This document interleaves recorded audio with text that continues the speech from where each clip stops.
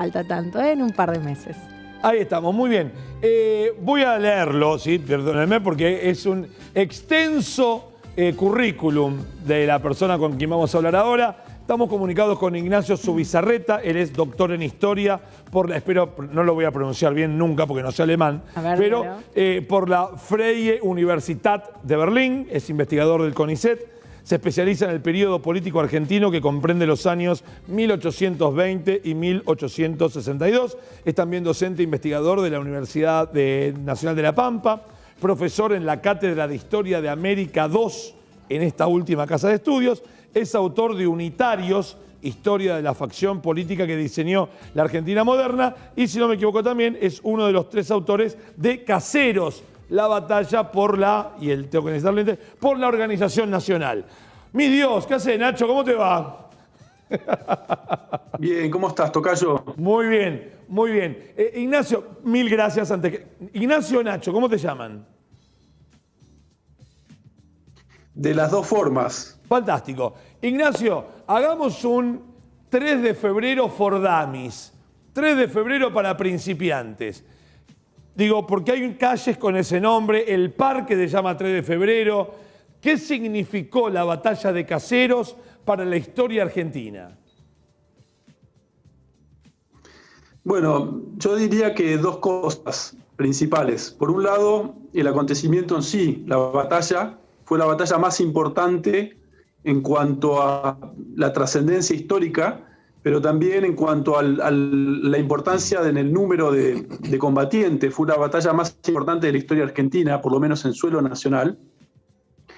Eso por un lado, la batalla en sí fue muy importante, es decir, 50.000 soldados luchando a la vez en un mismo lugar ese mismo día, pero sobre todo la trascendencia que tuvo esa batalla está dada más que nada por la trascendencia que va a tener en el tiempo.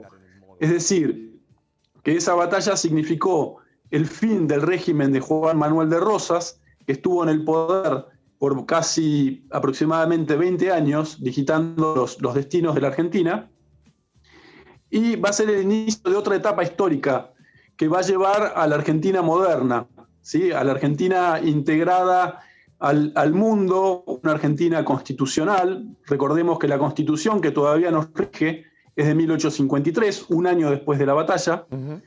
Entonces, me animaría a decir que esa batalla va a abrir las puertas a la transformación de la Argentina, una Argentina unida, institucionalmente hablando, y una Argentina moderna con gran desarrollo económico, recibiendo cientos de miles de inmigrantes, y se va a ir conformando gradualmente una Argentina un poco como la vamos a conocer.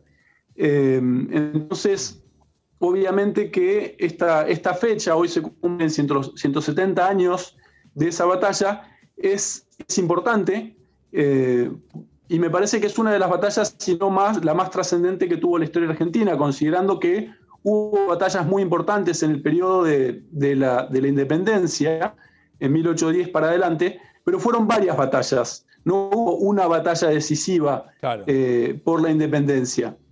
En cambio, la batalla de Caseros fue una sola, y de un plumazo se terminó con 20 años del régimen de Rosas, que hubo muchísimos intentos previos por tratar de remover a Rosas del poder.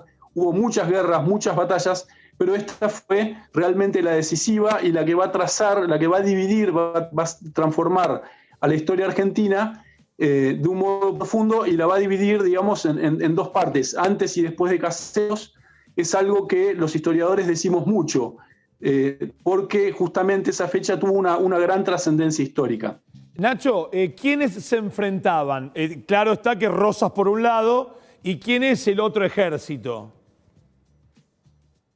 Perfecto. Bueno, haces muy bien en preguntarme porque me dijiste que explicara la batalla de Caseros para digamos, para principiantes. Que no conociera mucho de historia. Claro, y exactamente. No mencioné eso. Así que hiciste muy bien en aclararme. Uno como es historiador, como escribió un libro con otros colegas sobre esto, da por sentado muchas cosas y hay que aclarar, claro, por supuesto. Fue una batalla que se dio a las afueras de Buenos Aires, en lo que actualmente es el partido de 3 de febrero, en Caseros, y se enfrentaba por un lado el ejército que lideraba Juan Manuel de Rosas, que era gobernador de Buenos Aires, pero de hecho tenía el poder sobre el resto de la Confederación Argentina. Y del otro lado estaba el ejército de Urquiza, que era una alianza de personas que se habían levantado contra Rosas, en donde hay, digamos, el principal componente de ese ejército es la caballería entrerriana.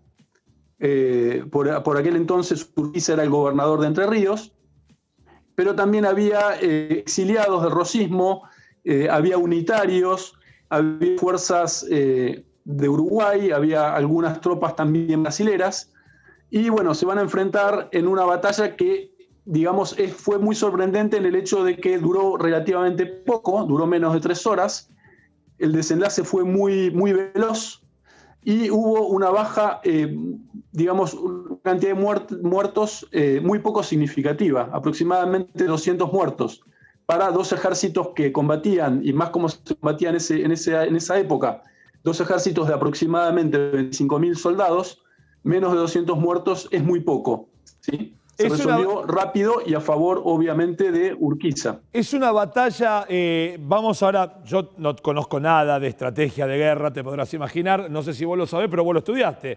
Es una batalla que se ganó tácticamente, sí. Hubo una mala una mala estrategia, se le fue algún general a último momento, alguno de los dos, uno fue más inteligente que el otro. ¿Cómo podemos hablar de la estrategia de la batalla? Todo eso, todo lo que dijiste fue un poco así. Claramente, a ver, digamos, por un lado, consideremos que Rosas era una persona que no estaba acostumbrada a mandar ejércitos. Okay. Es decir, no era una persona que conociera mucho de estrategia militar. Estaba acostumbrado a enviar generales. De hecho, Urquiza mismo era el principal general del ejército de la Confederación Argentina. Es decir, Urquiza era la principal espada de Rosas. Claro. El problema es que el talón de Aquiles del sistema de Rosas era que si se le daba vuelta su principal general, iba a estar en problemas. Y eso es lo que finalmente sucedió. Y por eso el régimen de Juan Manuel de Rosas va a terminar cayendo.